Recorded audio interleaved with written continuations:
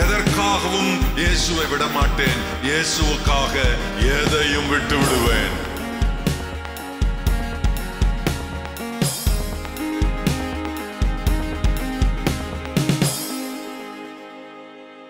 ரெண்டு நாளாகமும் 7ஆம் அதிகாரம் 16ஆம் வசனம். தேவன் சொல்லுகிறார், என் நாமம் இந்த ஆலயத்தில் என்றென்றைக்கும் இருக்கும்படி. என் நாமம், கர்த்தருடைய ஆலயம், தேவனுடைய ஆலயம், இயேசுவினுடைய ஆலயம். தேவன் சொல்லுகிறார் என் வீடு என்று சொல்கிறார். என் வீடு. எருசலேம் தேவாலயத்தை பார்த்து இயேசு சொன்னார் என் வீடு என்று சொன்னார். நன்றா கவனிச்சு பாருங்க. இது இந்த பிளஸிங் சென்டர் ஏஜி சர்ச், இந்த கட்டடம் இயேசுவின் வீடு. அன்றைக்கு எருசலேம் தேவாலயத்துக்குள்ளே அவர் போன போது அங்கே அவர் தேவாலயத்துக்குள்ளே என்ன இருந்தது என்றால் வியாபாரிகள் இருந்தார்கள், மணி சேஞ்சர்ஸ் இருந்தார்கள், காசுக்காரர்கள் இருந்தார்கள், பட்சிகள் விற்கிறவர்கள், புறா விற்கிறவர்கள் இருந்தார்கள். இப்படி நிறைய பேர் இருந்தார்கள், வியாபாரிகள் இருந்தார்கள். அப்பொழுது ஆண்டவர் அந்த ஆலயத்துக்குள்ளே போய் இயேசுநாதர் அவர்களை பார்த்து சொன்னார். மார்க்கு சுவிசேஷம் 11ஆம் அதிகாரம் 17ஆம் வசனம், என் வீடு எல்லா ஜனத்துக்கும் ஜெப வீடு என்று எழுதியிருக்கவில்லையா? நீங்களோ அதை கள்ளர் குகையாக்கினீர்கள் என்று அவர்களுக்கு சொல்லி உபதேசித்தார். பிற்பாடு ஆண்டவர் ஒரு கயிறினால் சவுக்கை உண்டாக்கி அவர்கள் எல்லாரையும் அந்த ஆலயத்தை விட்டு வெளியே துரத்தி காசுக்காரருடைய ஆசனங்களை கவிழ்த்து, மேஜைகளை கவிழ்த்து, ரொம்ப ஆண்டவருக்கு வேகம் வந்துருச்சு. இயேசுநாதருக்கு, இரக்கமுள்ள கடவுளுக்கு, கிருபையுள்ள ஆண்டவருக்கு, ஜனங்களுக்காக தன் உயிரே கொடுக்க போகிற ஆண்டவருக்கு ஆலயத்தை இந்த ஜனங்கள் தவறான காரியத்துக்கு பயன்படுத்துகிறார்கள் என்றதும் இயேசுநாதருக்கு கோபம் வந்து விட்டது. ஒரு கயிறை சவுக்காக மாற்றி எல்லாரையும் வெளியே ஆண்டவர் துரத்தினார். எல்லா ஆசனங்களையும் கவிழ்த்து போட்டார். அன்பானவர்களே, இந்த நாட்களில் தேவ ஆலயம் என்பது என் வீடு, என் வீடு என்று இயேசு சொல்கிறார். என் வீடு எல்லா ஜனத்துக்கும் ஜெப வீடு. மனவேதனை நீங்கும் தேவனின் வீடு, வியாதி நீங்கும் தேவனுடைய வீடு. சாட்சி சொன்னவர்களை கேட்டீங்களே, ஜீவானந்தம். அந்த ஜீவானந்தம் அவங்க வீட்டுக்கு போயிருந்தேன். எனக்கு இந்த ஜீவானத்தை பார்த்து கண்ணீரே எனக்கு வந்துருச்சு. இந்த ரெண்டு பிள்ளைங்க அழகு பிள்ளைங்க, அது அருமையாக டான்ஸ் ஆடுங்க, சிரிச்ச அந்த இவங்களுக்கு என்னன்னா ஸ்மைலிங் ஃபேஸ். தங்களுக்கு இருக்கிற துக்கத்தை வெளிக்காட்ட அவங்களால முடியாது. அவங்க ஃபேஸ் ஸ்மைலிங் ஃபேஸ், நல்ல ஸ்மைலிங்காக இருக்கும் அந்த பிள்ளைங்க. அவங்க காரியத்தை சொன்ன உடனே எனக்கு ரொம்ப மனசு வருத்தமாக இருந்தது. நான் அவருக்காக ஜெபம் பண்ணேன், வந்தும் ஜெபம் பண்ணேன் இல்லையா. கர்த்தர் மாற்றங்களை கொடுத்து உடனே ஆர்டர் வாங்காதவங்க, சும்மா இருந்தவனை ஆண்டவர் உசுப்பி, என்ன மொர்தெகாய்க்கு ஆசீர்வாதம் வரணும்னா ஆகாஷ்வர் ராஜாவுக்கு தூக்கம் வரக்கூடாது. ஆண்டவர் அன்னைக்கு ராத்திரியே அவன் தூக்கத்தை கெடுத்துட்டார். தூக்கத்தை கெடுத்த உடனே அப்படியே ஒரு மாதிரி அங்கே நிற்கிற வேலைக்காரங்களை கூப்பிட்டு, எப்பா புஸ்தகம் ஏதாவது எடுத்துட்டு வா வாசிக்கனா. அவன் நாளாகம புஸ்தகம் எழுதி நடபடிகள் அங்கே நடக்கிறத எழுதி இருக்கிற நாளாகம புஸ்தகத்தை எடுத்து கொண்டாந்து அவர் கையில் கொடுத்துட்டான். அவர் திறந்த உடனே மொர்தெகாய் பேர் உள்ள பக்கமே வருது. இதெல்லாம் ஆண்டவர் செயல். என்ன அதை பார்த்த உடனே மொர்தெகாய் இவ்வளோ நன்மை செய்தானா என்று அவனுக்கு நன்மை செய்ய, அவனுக்கு தீமை செய்ய நினைக்கிற ஆமான் வந்து நிற்கிறான். அப்போ ராஜா கனம் பண்ண விரும்புகிற மனுஷனுக்கு என்ன செய்யணும்னா, இவன் நம்மளை தவிர இந்த பைத்தியக்கார ராஜா வேற யாரை கனம் பண்ண போறான்னு நினச்சி அவன் இன்னும் கொஞ்சம் அதிகமாகவே சொன்னான். ராஜ முடி, ராஜ வஸ்திரம், ராஜ ஆசனம், ராஜ வாகனம், ராஜா ஏறுற குதிரை எல்லாமே சொன்னான். அப்போ அதெல்லாம் ஒன்றும் கூட குறையாம போய் வாசலில் இருக்கிறானே மொர்தெகாய்க்கு அதை செய்யணும்னு தான் இவன் மூஞ்சி தொங்குச்சு. யாருக்கு நன்மை செய்யணும்னு இயேசுவுக்கு தெரியும், ஆமானுக்கு இல்லை. ஆண்டவர் மேல் விசுவாசமாயிருக்கிற கஷ்டப்படுகிற பிள்ளைகளுக்கு நன்மை செய்யணும்னு கர்த்தர் வச்சிருக்கிறார். எல்லாத்தையும் கோஇன்சிடென்ட் ஆக்கி விட்டுருவார் ஆண்டவர். நமக்காக கர்த்தர் கிரியை செய்வார். ஆண்டவருக்கு ஸ்தோத்திரம். அப்படி ஆண்டவருடைய இந்த ஆலயத்தில் வந்து கேட்ட சத்தியம் ஒரு வார்த்தை சொன்னா அது எனக்காக வருதுன்னு அப்படியே உள்ளத்துக்குள்ள போய் அது ஒரு மாதிரி வேலை செய்யும். அந்த வேர்ட் ஆஃப் காட், அந்த ரேமா ப்ராஃபட்டிக்கா வரும்போது அதை கேட்ட உடனே உள்ளத்துக்குள்ள ஒரு வேலை செய்யும். அதாவது ஒரு ஒரு ஒரு கன்சீவ் ஆகிற மாதிரி அப்படியே ஒரு கருதரிக்கும் அந்த வசனம். அப்போ அது ஒரு ஃபெய்த்தை உண்டாக்கும். அதேல ஃபெய்த் கம்ஸ் பை ஹியரிங் இருக்குங்களா, hearing the word of God. வேத வசனத்தை கேட்கறதுனால. அப்போ வேத வசனத்தை கேட்கணும், அதனால பயன் அடையணும்னா அதை பிரசங்கிக்கிற ஒரு ஆலயம் வேண்டும், ஒரு பிரசங்க பீடம் வேண்டும், அப்படி ஒரு ஆலயம் வேண்டும். அந்த ஆலயத்தின் மேல் கர்த்தருடைய கண்கள். அதைத்தான் இங்கே சொல்லி இருக்கிறது. இந்த ஆலயத்தை வேறு வகைக்கு பயன்படுத்தக்கூடாது. பாஸ்டர் சொர்ணராஜ் அண்ட் ஃபேமிலி வாழ்றதுக்காக இந்த ஆலயம் இல்லை, அப்படிப்பட்ட அர்ப்பணம் இல்லை, அப்படிப்பட்ட அர்ப்பணம் இல்லை. நல்ல கவனிக்கணும். இந்த சபையில் சேவை செய்வதற்காகத்தான் எங்களை கர்த்தர் அழைத்திருக்கிறார்களே. இந்த சபையை என்ஜாய் பண்றதுக்கு இல்லை, உலக பிரகாரமா பணங்களை சேர்த்து நகைகளை வாங்கி வீடுகளை வாங்கி ஆஸ்தி வாங்கி அங்கே ஒரு சேவிங்ஸ் எங்களுக்கு கிடையாதுங்க. எல்லாம் ஆண்டவருக்காக செயல்படுறோம். ஒரு நாள் ஆண்டவருடைய சமூகத்தில் ஜெபம் பண்ணிக்கிட்டு இருந்தேன். என் பசங்க 3 பேரும் சேர்ந்து, ஜோனத்தான் பிறக்கல, 3 பேரும் சேர்ந்து கேட்டானுவே ஒரு நாள், அப்பா நீங்கள் நல்லவங்க, ரொம்ப நாள் வாழணும். அம்மாவும் கூட சேர்ந்துக்கிட்டா, நீங்கள் ரொம்ப நாள் வாழணும் எங்களுக்கு ஆசை, ஆனால் நீங்கள் படக்குன்னு ஆண்டவர் உங்களை அழைச்சிக்கிட்டாருன்னா நாங்கள் எங்கே நிற்க, இந்த அசம்பிளி ஆஃப் காட் எங்களுக்கு என்ன செய்யும், எங்களை தெருவில் நிற்க வச்சிருமே, எங்களுக்கு என்ன வச்சுருக்கீங்கன்னு கேட்டானுங்க. இவன் சின்ன பையன் எல்லாம் சேர்ந்து கேட்டாங்க, எங்களுக்கு என்ன வச்சுருக்கீங்கன்னு. எனக்கு கப்புன்னு தூக்கி வாரி போட்டுச்சு. என்னடா இது இந்த மாதிரி அறிவாளித்தனமாக கேட்கறதுக்கு. என்னென்னா சபையில் உள்ள சில விசுவாசிங்க ஏற்றி விட்டுருக்காங்க இவங்களை. இப்படிடா அப்பா ஊழியம் ஊழியம் ஊழியன்னு வர்றதெல்லாம் ஊழியத்துக்கே செலவு பண்ணுவார், அவர் ஒன்றும் வாங்க மாட்டாரா, நீங்களாம் இப்படி கேட்கணும்னு சொல்லி விட்ருக்காங்க. கேட்டாங்க. கேட்ட உடனே நான் ஜெபம் பண்ணேன், ஆண்டவரே இப்படி நான் சொன்னேன் அவங்ககிட்ட, எனக்கு ஒரு 3 நாள் டைம் கொடுங்க, உங்களுக்கு ஆன்சர் தரேன் அப்படின்னு சொல்லிட்டு. ஃப்ரான்சிஸ் இருக்கார் பாருங்க, அவர் வீட்டுக்கு மேலே ஒரு ரூம் இருக்குது ஜவஹர்நகரில். அந்த ரூம் எனக்கு ஜெபத்துக்காக கொடுத்துருந்தாங்க. அந்த ரூமில் போய் 3 நாள் உட்காந்துட்டேன். அப்பா என்ன கேள்வி அறிவாளித்தனமாக கேட்டானே, எனக்கு பதில் சொல்ல தெரியலையப்பா அப்படின்னு ஜெபம் பண்ணால் ஆண்டவர் கேட்டார். என்னை 3ஆவது நாள் என்கிட்ட ஜெபம் பண்ணும்போது ஆண்டவர் கேட்டார், நீ ஊழியத்துக்கு வரும்போது என்ன கொண்டு வந்தான்னு கேட்டார்.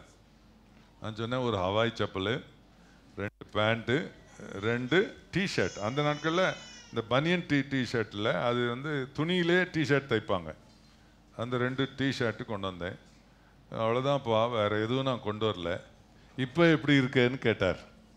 நான் சொன்னேன், இப்போ தான் ரொம்ப செல்வாக்காக இருக்கிறேனே, எங்கே போனாலும் ஏர் கண்டிஷன் காரில் போகிறேன், நல்ல வசதியாக இருக்கேன், நல்லா இருக்கேன்ப்பா அப்படின்னு. இது யார் கொடுத்தான்னு கேட்டார் ஆண்டவர். அதில் என்ன சந்தேகம், நீங்கள் தான் கொடுத்தீங்க ஆண்டவரே அப்படின்னு. அப்போ நீ உன் பிள்ளைகளுக்கு போய் சொல்லு, என்னை நம்ப சொல்லு, உன்னை விட அவங்கள ஆசீர்வாதமாக வைப்பேன், போய் சொல்லு போ அப்படின்னாரு. அப்புறம் நான் எல்லாம் கூடுங்க வாங்க ஒரு ஜெபம் பண்ணிவிட்டு அவங்களுக்கு சொன்னேன், நான் ஊழியத்துக்கு போகும்போது ஒன்றும் இல்லாமல் வந்தேன், இப்படி தான் போனேன், வரப்பில் நடந்து அவாய் சப்பெல்லாம் அறுந்து போச்சு. அப்புறம் பேண்ட் ஷர்ட் போட்டிருப்பேன், காலில் செருப்பு இருக்காது, வெறும் காலில் நடப்பேன், பைத்தியக்கார பையன் மாதிரி. இப்படி தான் நான் இருந்தேன். கர்த்தர் இந்த அளவுக்கு ஆசீர்வதிச்சுக்கார். நீங்களும் கர்த்தரை நம்பினா நிச்சயமா ஆண்டவர் உங்களை என்னை விட நல்லா வைப்பேன்னு கர்த்தர் சொல்றாரு அப்படின்னு நான் சொன்னேன். எல்லாரும் அழுதாங்க, ஒப்பு கொடுத்தாங்க. அன்னையிலிருந்து இன்னைக்கு வரைக்கும் என்கிட்ட அந்த மாதிரி என்ன மறைமுகமாகவோ நேர்முகமாகவோ அந்த கேள்வி யாருமே கேட்கல. கர்த்தரை நம்பி அந்த பிள்ளைகள் இருக்கிறதுனால அவங்களையும் கர்த்தர் ஆசீர்வாதமாக வச்சுருக்கார். என்ன அருமையான குடும்பம் பார்த்தீங்களே, என் மருமகளை என் பேர பிள்ளைங்க எப்படி ஆசீர்வாதமாக வச்சுருக்கார். கர்த்தரை நம்புகிறது தான் எங்களுடைய வாழ்க்கையின் முதலீடு. எங்கள் சொத்து, எங்கள் பேங்க் அக்கௌண்ட்டு, எங்களுடைய சொத்து எல்லாமே ட்ரஸ்ட் இன் த லார்ட். அதுதான் அதை தவிர வேற ஒன்றும் இல்லை. ஆண்டவர் நல்லா கவனிச்சுக்கிடுங்க. இந்த சபையை நம்பி அப்படிலாம் இல்லை. கர்த்தர் இந்த சபையில உங்களுக்கு ஆசீர்வாதமாய் சேவை செய்ய வைத்திருக்கிறார். அதுதான் என் வீடு, எல்லா ஜனத்துக்கும் ஜெப வீடு. துயரமா வருகிறவர்கள் கண்ணீர் துடைக்கப்பட்டு போகணும், வேதனையில் வருகிறவர்கள் உற்சாகப்படுத்தப்படணும். விசுவாசம் இல்லாம அப்படி இப்படின்னு இருக்கிறவங்களுக்கு விசுவாசத்தை கொடுத்து அவங்க விசுவாசத்துல பலப்படணும். அப்படி இதுக்காக தான் அப்படி வந்திருக்கிறாங்க. வியாதியா வர்றவங்க வசனம் பேசிட்டு இருக்கும் போதே கர்த்தருடைய வல்லமை அவங்கள தொடணும், சுகமாக்கணும். இந்த வாஞ்சையோட ஆண்டவர் சமூகத்தில் இருந்து ஜெபம் பண்ணி இந்த சத்தியத்தை உங்களுக்கு நாங்கள் சொல்றோம்.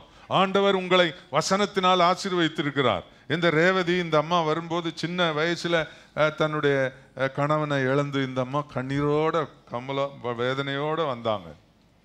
ஆண்டவர் இந்த சபையில் வசனம் தந்து விசுவாசப்படுத்தி இன்னைக்கு சொந்த வீடு, இன்னைக்கு மகளுக்கு ஆசீர்வாதமான இன்ஃபோசிஸ்ல ஒரு வேலை, சென்னையிலேயே வேலை.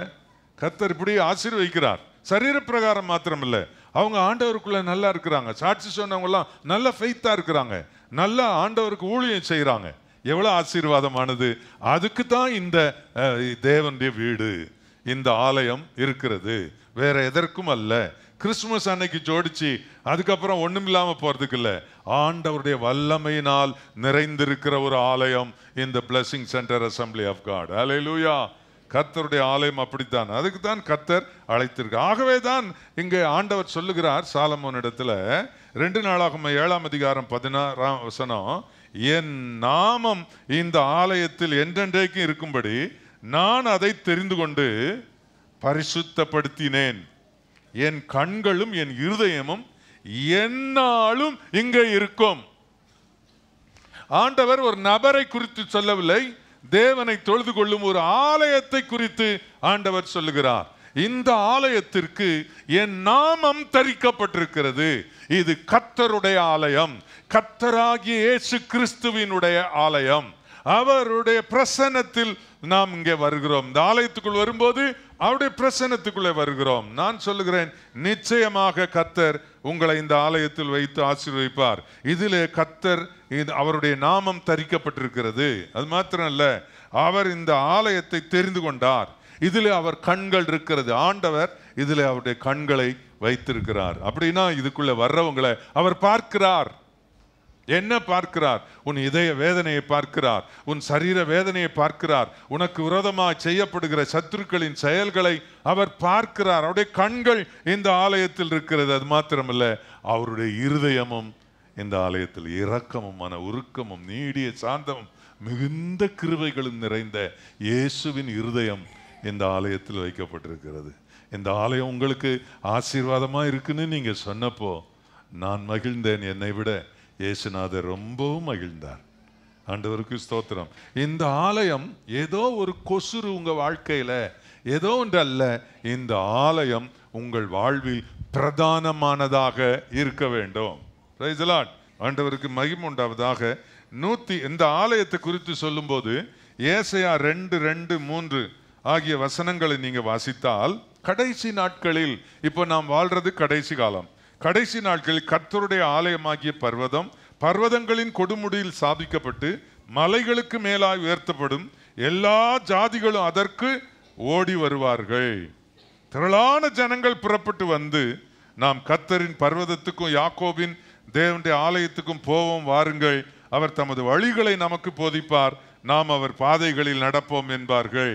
ஏனெனில் சீயோனில் இருந்து வேதமும் எருசலேமிலிருந்து கர்த்தருடைய வசனமும். சபையிலிருந்து வசனம், விலையேறப்பட்ட வசனம், உங்கள் துன்பங்களை நீக்கும் வசனம், உங்கள் வியாதிகளை குணமாக்கும் வசனம், உங்களுடைய வாழ்க்கையில் உங்களை ஆசீர்வதித்து உயர்த்தும் வசனம். இந்த வசனம் வந்ததும் ஒரு விசுவாசம் வரும். அந்த விசுவாசம் உங்களுக்கு சகல நன்மைகளையும் பெற்று தரும். ஆண்டவருக்கு ஸ்தோத்திரம். அதனால 128ஆம் சங்கீதம் 1ஆம் வசனத்துல சங்கீதக்காரன் சொல்றாரு, கர்த்தருடைய ஆலயத்துக்கு போவோம் வாருங்கள் என்று எனக்கு அவர்கள் சொன்ன போது, என்ன கவனிங்க, நாளைக்கு நம்ம சர்ச்சுக்கு போகணும் அப்படின்னு சொன்ன உடனே, ரைட், ட்ரெஸ் எடுத்து வச்சுட்டோம், அதை எடுத்து வச்சுட்டோம், காணிக்கை எடுத்து வச்சுட்டோம், நாளைக்கு ஆலயத்துக்கு போகணும் அப்படின்ற அந்த ப்ரிப்பரேஷனுக்குள்ளேயே நம்ம இறங்கிடணும். ஆலயத்துக்கு தானே, அடுத்த வாரம் போய்க்கிடலாம், இன்னைக்கு டிவியில் ஒரு முக்கியமான நிகழ்ச்சி இருக்கு, அடுத்த வாரம் போய்க்கிடலாம், இன்னைக்கு என் ஃப்ரெண்டு வீட்டுக்கு போக வேண்டியிருக்கு, அதனால அடுத்த வாரம் போய்க்கலாம், நான் ஆலயத்துக்கு, அதான் எங்கே போகுது, ஆலயம் எங்கே தானே இருக்குது, நம்ம இன்னொரு வாரம், அப்படி நீங்கள் அசட்டை பண்ணா அது நல்லா இருக்காதுங்க, நல்லா இருக்காது. என்ன ஒன்று சொல்லுங்க, நாங்கள் சர்ச்சுக்கு போகாமல் நாங்கள் எங்கேயும் போகிறதில்ல.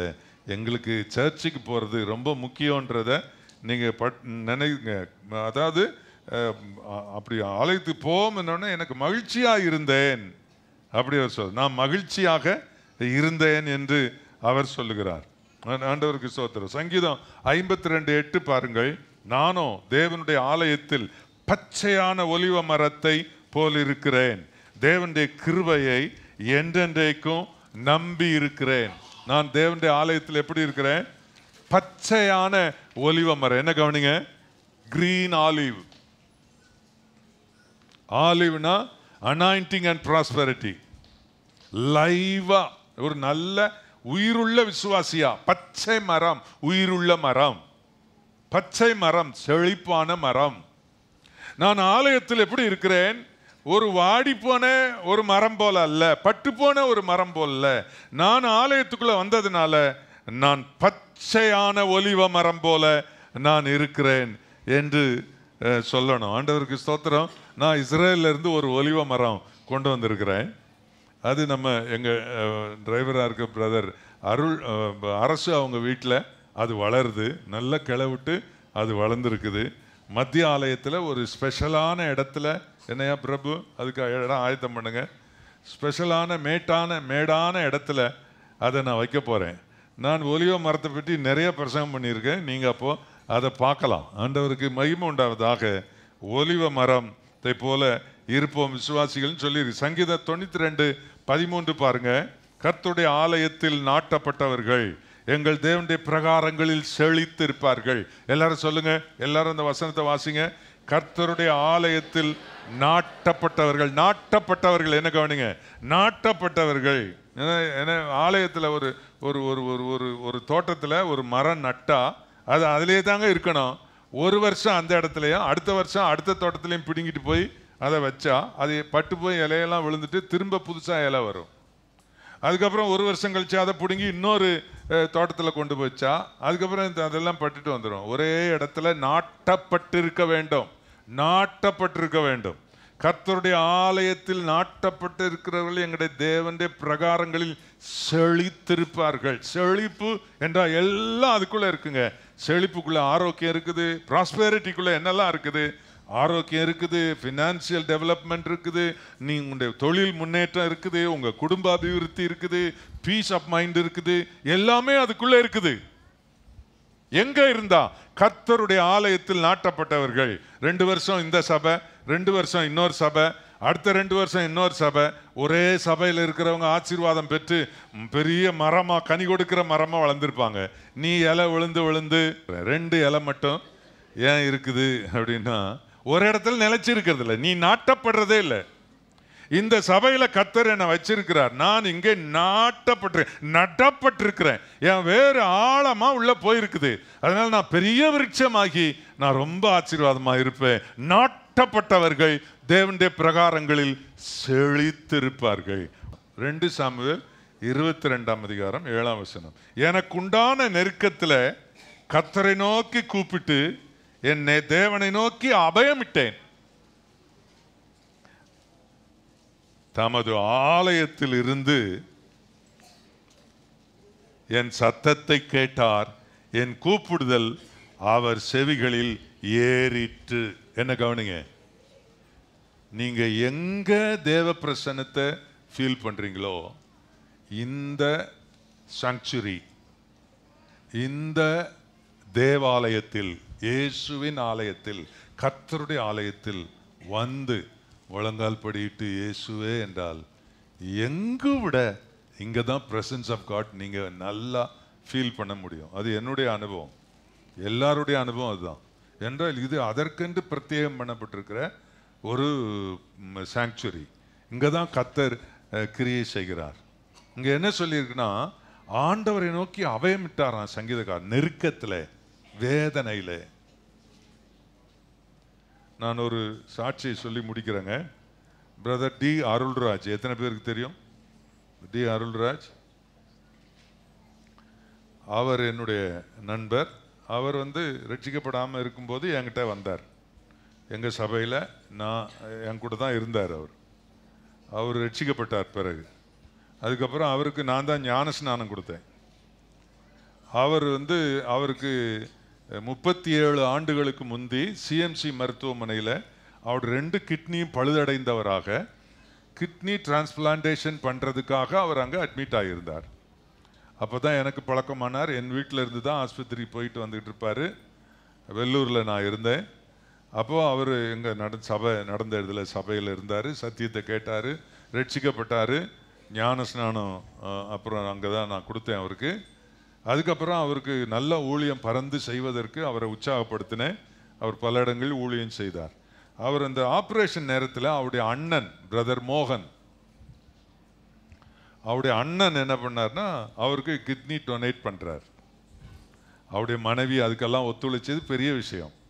அந்த நாட்களே டிரான்ஸ்பிளான்டேஷன்றது ரொம்ப பெரிய ஆப்ரேஷன். அது இப்போது அவருடைய அப்பா பெயர் அருள்ராஜ் மோகன், அவர்களுடைய அப்பா பெயர் பாலையா சார்னுவாங்க. அவர் ஒரு உபதேசியார், சிஎஸ்ஐயில் ஒரு உபதேசியார், கத்தீட்ரலில் உபதேசியாராக இருந்தார். கத்தீட்ரலுடைய குவார்டர்ஸ் அங்கே பக்கத்தில் இருக்குது. அது ஓடு போட்ட வீடு. அதில் அவர் இருந்தார், பாலையா சார் இருந்தார். அவர் எனக்கு நல்ல பழக்கம்.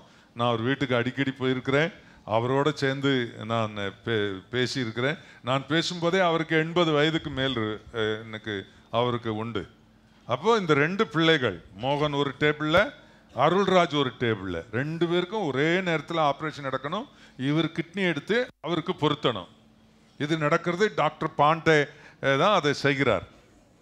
அப்போ நாங்கள் ஜெபம் பண்ணிக்கிட்டு இருக்கோம். அந்த நேரத்தில் ஆப்ரேஷன்லாம் முடிஞ்ச பிற்பாடு அவங்க அப்பா எனக்கு சொன்னது, ஐயா எனக்கு 3 பையனுங்க, ஒரு பொண்ணு. ஒரு பையன் வெட்டினரி டாக்டராக இருக்கும்போது அவன் ஒரு மாட்டுக்கு மருத்துவம் செய்யும்போது கிளவுஸ் போடாமல் பண்ணிட்டான்.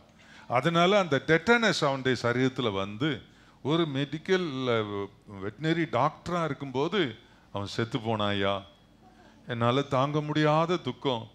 இப்போ என் பிள்ளைங்க 2 பேர் ஆஸ்பத்திரியில் இருக்கிறாங்க. ஒருத்தன் கிட்னி இழந்திருக்கான். இவனுங்களுக்கு உயிருக்கு போராடிக்கிட்டு இருக்கிறாங்களே அப்படின்னு எனக்கு நெருக்கம், எனக்கு வேதனை, எனக்கு கண்ணீர். என்ன செய்ய, யாருக்கிட்ட போய் சொல்லன்னு தெரியல. நேராக பாளையங்கோட்டை கத்தீட்ரல் எங்கள் வீட்டுக்கு எதிர்க்க இருக்குது. நேராக நான் அங்கே போனேன். அந்த புல்பீட்டுக்கு முன்னால் என் தலையை குப்புற வச்சு நான் 2 கையையும் ஆண்டவருக்கு நேராக நானும் என் மனைவியும் விரித்து அப்படியே சாயங்காலம் அவங்ககிட்ட தகவல் ஆப்ரேஷன் முடிஞ்சதுன்னு தகவல் வர்ற வரைக்கும், ஆண்டவரே எங்களுக்கு உதவி செய்யும், நாங்கள் இந்த வயசான காலத்தில் எந்த துர்ச்செய்தியும் கேட்க விரும்பலை, எங்கள் பிள்ளைகளை காப்பாற்றி கொடும் அப்படின்னு அவங்க கண்ணீர் விட்டு அழுது கதறி ஜெபித்தார்களாம். ஆண்டவருக்கு ஸ்தோத்திரம். கர்த்தருடைய ஆலயத்தில் இருந்து கர்த்தர் அவர்களுடைய கூக்குரலை கேட்டு ஆண்டவர்களை விடுவித்தார். அவர்கள் 2 பேர் இப்போதான் போன வருஷம் 2 வருஷத்துக்கு முந்தி அருள்ராஜ் 37 வருடம் அவர் டெலிஃபோன்ஸில் என்ஜினியர் ரிட்டையர்ட் ஆகி அவர் ஒரு கிறிஸ்துவ அடைக்கலம்ன்ற ஒரு ஊழியம் நடத்தினார். அந்த ஊழியத்தில் ஏராளம் பேர் ரட்சிக்கப்பட்டாங்க. ஒரு பூரண வயசோட அவர் மரித்தார். இப்போ போன வருஷம் அவருடைய அண்ணன் மோகன், அவர் மோர் தென் 80, அதுக்கு பிற்பாடு அவர் மரித்தார். அந்த பிள்ளைகள் இருந்தாங்க. நான் உங்களுக்கு என்ன சொல்கிறேன்னா, உங்களுக்கு துக்கம், துயரம், கஷ்டம், மன வருத்தம், தோல்வி, நிந்தை, அவமானம், மனவேதனையினால நீங்கள் நஷ்டப்பட்டு கஷ்டப்பட்டு இருக்கிற வேளையில் இங்கே வாங்க, ஆலயத்துக்கு, இந்த ஆலயத்துக்கு வாங்க, இங்கே முழங்கால் போடுங்க, உங்கள் கஷ்டங்களை ஆண்டவர்கிட்ட சொல்லுங்க. அந்நாள் நீண்ட காலம் ஆலயத்துக்கு போயிட்டு விருந்து பண்டிகை கொண்டாடிட்டு வருவாளே தவிர ஒரு நாளும் ஆண்டவருடைய ஆலயத்தில் போய் தன் துன்பங்களை சொன்னதில்லை. ஆனால் ஒரு நாள் அவளுக்குள்ளே ஒரு மனம் வந்தது. நான் கர்த்தருடைய ஆலயத்துக்குள் போவேன், அவருடைய பலிபீடத்தில் என் கவலைகளை சொல்லுவேன் என்று அவள் சொன்ன போது கர்த்தர் அவளுடைய நீண்ட நாள் துக்கத்தை மாற்றி அவளுக்கு ஒரு குமாரனை கொடுத்து அவளை சிறப்பிக்க செய்த அதே ஆண்டவர் இந்த ஆலயத்திலும் இருக்கிறார். ஆண்டவருக்கு ஸ்தோத்திரம். இந்த ஆலயம் நாம் கட்டுகிற ஆலயம், நாம் கட்டி இருக்கிற இந்த ஆலயம், பெரம்பூரில் இருக்கிற நம்முடைய ஆலயம் மற்றவர்கள் அவரவர்கள் பாஸ்டர்களுக்குரியது. ஆண்டவருக்கு ஸ்தோத்திரம். நீங்கள் ஆண்டவர் உங்கள் கஷ்டத்தில் நீங்கள் வேதனைப்பட வேண்டாம். நீங்கள் துன்பத்தில் உங்கள் திடீரென்று ஒரு வேதனை வந்து விட்டது, உங்கள் வீட்டில் ஆஸ்பத்திரிக்கு கொண்டு போய் அட்மிட் பண்ணியிருக்கிறீங்க, நேராக இங்கே வாங்க. அவங்க ஆஸ்பத்திரியில் இருக்கட்டும், ஆண்டவர்கிட்ட நோக்கி கதறுங்க. உங்க கூக்குரலை கர்த்தர் கேட்பார், உங்களுக்கு விடுதலை கொடுப்பார். எத்தனை பேர் விசுவாசிக்கிறீர்கள் கர்த்தருடைய ஆலயம் எனக்கு ஆசீர்வாதமா இருக்கும் என்று? நீங்கள் விசுவாசத்தோட ஆண்டவர்கிட்ட சொல்லுங்க, அப்பா எங்களுடைய துயரம் நீங்க, எங்களுடைய கவலை நீங்க, ஆண்டவரே எங்களுக்கு தந்த ஆலயத்துக்காக உமக்கு ஸ்தோத்திரம் என்று சொல்லுங்க. இந்த ஆலயத்தில் நீங்கள் நாட்டப்பட்டவர்கள், ஆகவே நீங்கள் செழித்திருப்பீர்கள். இந்த ஆலயத்தில் நீங்கள் நாட்டப்பட்டவர்கள், பச்சையான ஒலிவ மரம் போல இருப்பீர்கள், பச்சையான ஒலிவ மரம் போல இருப்பீர்கள். இந்த ஆலயத்தில் இருந்து உங்கள் கூக்குரலை கர்த்தர் கேட்பார், உங்கள் வேதனைகளை கர்த்தர் கேட்பார். Praise the Lord. நிச்சயமாக இந்த ஆலயம் உங்களுக்கு ஆசீர்வாதமாக இருக்கும். ஆண்டவருக்கு மகிமை உண்டாவதாக. எங்கள் நல்ல தாப்பனே, இந்த நேரத்தில் ஆண்டவரே, இந்த நாளை நாங்கள் உமக்கு நன்றி சொல்லும் நாளாக எங்களுக்கு கொடுத்திருக்கிற இந்த தேவாலயத்தில் கூடி தேவாலய திருவிழா என்ற நிலையில் நாங்கள் இதை ஒரு பண்டிகையாக இன்றைக்கு ஆசரிக்க நாங்கள் யாவரும் இந்த டிசம்பர் மாதம் 2ஆம் தேதியில் நாங்கள் கூடி வந்திருக்கிறோம். எவ்வளவு நேரம் உடைய சமூகத்தில் நின்ற இந்த பிள்ளைகள் உமது ஆலயத்தின், உமது வீட்டின் மேன்மையை புரிந்தார்கள். இந்த வீட்டின் நன்மையால் உம்முடைய பிள்ளைகளை நிரப்புவீராக, உம்முடைய ஆலயத்தின் நன்மையால் நிரப்புவீராக. உம்முடைய நாமம் இந்த ஆலயத்தில் இருக்கிறது, உம்முடைய கண்கள் இந்த ஆலயத்தில் இருக்கிறது, உம்முடைய இருதயம் இந்த ஆலயத்துக்குள்ள இருக்கிறது.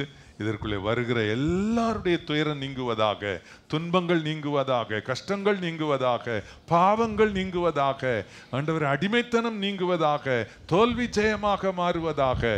அப்படி உம்முடைய பிள்ளைகள் ஆசீர்வதிக்கப்பட இந்த ஆலயத்தை இன்னொரு முறை எல்லாரும் சொல்லுங்க, இந்த பிளஸிங் சென்டர் ஆலயத்தை நாங்கள் இன்னொரு முறை எங்களுடைய ஆண்டவர் இயேசுவுக்கு என்று பிரதிஷ்டை செய்கிறோம். சொல்லுங்க, ஆண்டவருக்கு ஸ்தோத்திரம். இன்னும் ஆயிரங்களுக்கு இந்த ஆலயம் பயனுள்ளதாக இருக்கும்படியாக இந்த பிளஸிங் சென்டர் ஆலயத்தை நாங்கள் பிரதிஷ்டை செய்கிறோம். எல்லாரும் சொல்லுங்க, ஆண்டவருக்கு ஸ்தோத்திரம்.